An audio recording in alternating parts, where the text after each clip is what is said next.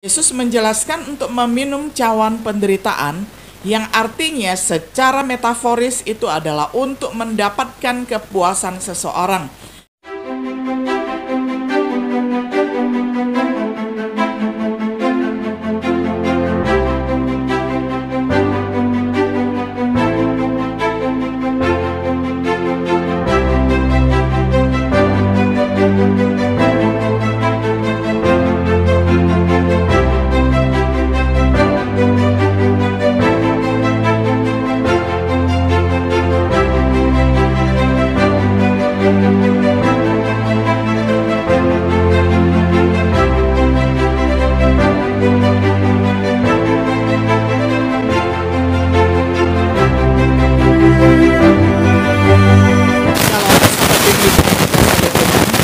Sungguh senang kita dapat berjumpa kembali di dalam acara refleksi sahabat Biblika.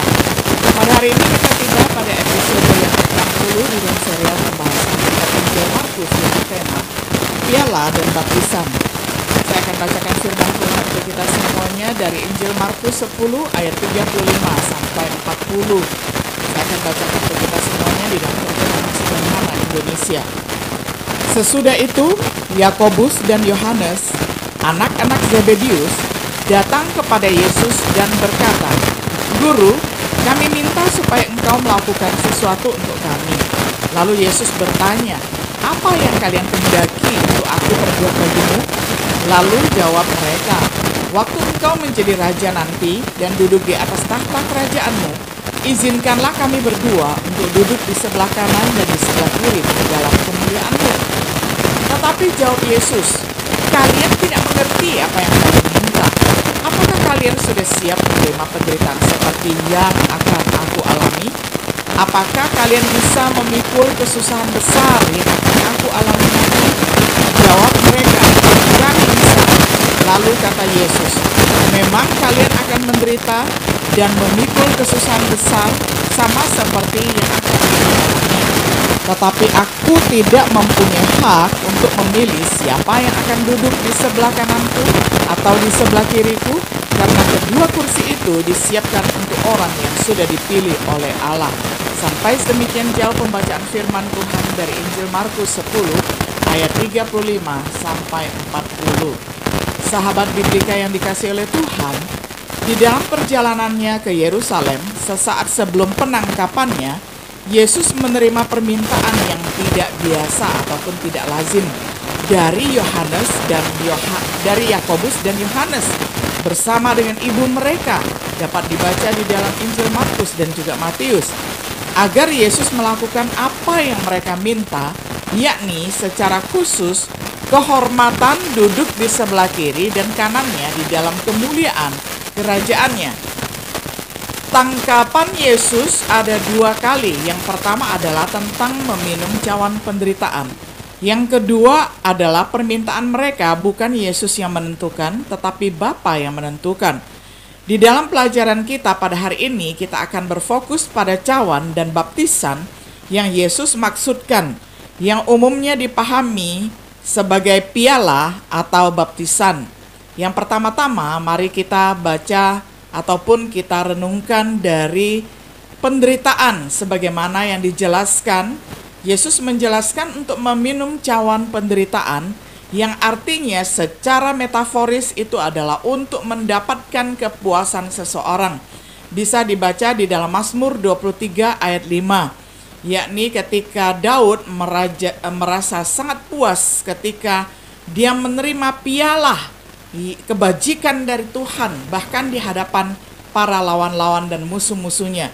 Atau ketika di waktu sakit, piala ini berfungsi untuk sebagai penyembuhan, simbol dari penyembuhan. Mazmur 75 ayat 7 sampai 8. Sedangkan cawan Yesus adalah salah satu dari bentuk penderitaan, sebagaimana kita ingat ketika Yesus bergumul dan berdoa di Taman Getsemani. Ada sebanyak 3 kali Yesus mengatakan, "Ya Bapa, kalau memang engkau kehendaki, biarlah cawan ini," maksudnya cawan penderitaan, yakni Yesus akan naik ke salib, "itu biarlah berlalu daripadaku." Ini secara pribadi Yesus berdoa kepada Bapa sebanyak 3 sendiri dengan perkataan, bukan kehendakku, melainkan kehendak Bapa yang menjadi. Lalu untuk memikul penderitaan secara kiasan artinya ini adalah suatu penderitaan. Di dalam hal ini bisa berarti malapetaka atau bencana di dalam Mazmur 69 ayat 2 dan ayat 15. Sedangkan baptisan Yesus itu adalah salah satu metafora dari penderitaannya, karena kalau kita melihat arti baptisannya adalah Yesus menerima kehendak Bapa, menunaikan segala tugas untuk menggenapi apa yang sudah dilakukan, yakni mati bagi kita di kayu salib untuk menebus dosa-dosa manusia. Apakah kamu dapat meminum dari cawan pahit penderitaannya? Saya minum. Apakah kamu bisa dibaptis dengan baptisan penderitaan saya? Cawan dan baptisan alami para muridnya. Pengalaman bersama para rasul dinubuatkan oleh Yesus. Pengalaman bahwa Yakobus sudah dinubuatkan nanti akan mengalami namanya mati martir ataupun mati syahid. Dapat dibaca di dalam Kisah Para Rasul 12 ayat 2. Lalu pengalaman Rasul Yohanes ketika menulis kitab Wahyu, dia berada di pengasingan di Pulau Patmos. Ini dialami oleh para rasul pada umumnya rata-rata mati martir ataupun mati syahid. Sedangkan secara khusus dialami oleh Rasul Paulus bisa dibaca di dalam 2 Korintus 11 ayat 23 sampai 28. Oleh murid-muridnya hari ini, banyak orang percaya di dalam Kristus harus terus menderita. Misalnya murid-murid yang ada di negara Muslim dan Hindu, di negara komunis seperti Cina dan Korea Utara, di Amerika Serikat, dan negara barat lainnya ada bentuk-bentuk penderitaan tertentu yang dialami oleh orang Kristen. Umat Kristen dan iman mereka sering diejek. Banyak yang ditolak oleh rekan kerja, tetangga, teman, bahkan keluarga. Kita sendiri suatu hari mungkin harus menerima piala dan baptisan penderitaan.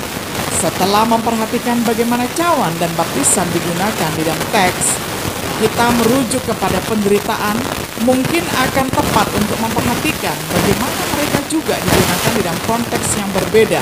Ada piala dan baptisan, dan ada piala berkat. Yang kedua, kita akan berfokus kepada piala berkat.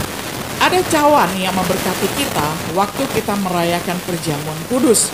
Sudah jelas bahwa air anggur kudus yang kita syukuri itu merupakan gambaran bahwa kita turut mengambil bagian di dalam darah Kristus. Demikian juga dengan roti yang kita sobek-sobek itu merupakan gambaran bahwa kita turut mengambil bagian dari tubuh Kristus. Menurut 1 Korintus 10 ayat 16. Buah pokok anggur di dalam perjamuan Tuhan yang mewakili darah Yesus dari perjanjian baru yang kita minum untuk mengenang Dia, menyatakan kematiannya. Jadi berpartisipasi di dalam darah Kristus. Cangkir yang kami berkati itu adalah berkat bagi mereka yang ikut serta di dalam memperingati penderitaan Kristus di dalam perjamuan kudus. Baik itu ada yang mingguan, ada yang bulanan, dan bahkan kadang-kadang ada gereja yang mengadakan perjamuan kudus tahun hanya 2 kali. Kemudian ada baptisan berkat.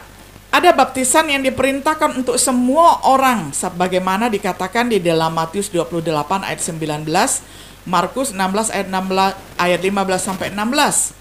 Ini adalah baptisan untuk pengampunan dosa dan karunia Roh Kudus, di mana orang percaya yang bertobat diperintahkan untuk dibaptiskan ke dalam air, di mana dosa disucikan saat kita memohon kepada Tuhan, di mana kita dikuburkan ke dalam kematian Kristus dan dibangkitkan ke dalam kehidupan kekal, di mana kita mengenakan Kristus menjadi anak-anak Allah melalui iman, di mana kita menjalani pekerjaan Tuhan dan Roh Kudus. Baptisan ini adalah berkat bagi semua orang yang tunduk dengan iman dan bertobat. Kesimpulan, Yesus menubuatkan bahwa Yakobus dan Yohanes akan meminum cawan penderitaan, dibaptis dengan baptisan penderitaan. Tetapi penderitaan tidak terjadi sebelum mereka mengalami baptisan berkat karena diselamatkan dan mengambil bagian dari piala berkat. Untuk mempersiapkan diri kita sendiri untuk cawan atau baptisan penderitaan, pengalaman apapun yang mungkin kita lakukan bagi Kristus, marilah kita yakin bahwa kita telah tunduk pada baptisan berkat dalam iman dan pertobatan. Marilah kita memastikan bahwa kita meminum piala berkat setiap minggu sebagai tanda kesetiaan kita. Sahabat Biblika yang dikasihi oleh Tuhan, kiranya setiap diri kita boleh merefleksikan apa yang menjadi renungan kita pada hari ini di dalam firman Tuhan tentang piala dan baptisan berkat. Dengan demikian, biarlah setiap hari hidup kita semakin menyerupai Kristus dan kita menyenangkannya di dalam pelayanan apapun yang Tuhan percayakan kepada kita. Kiranya Tuhan menyertai kita dan memberkati kita senantiasa. Shalom.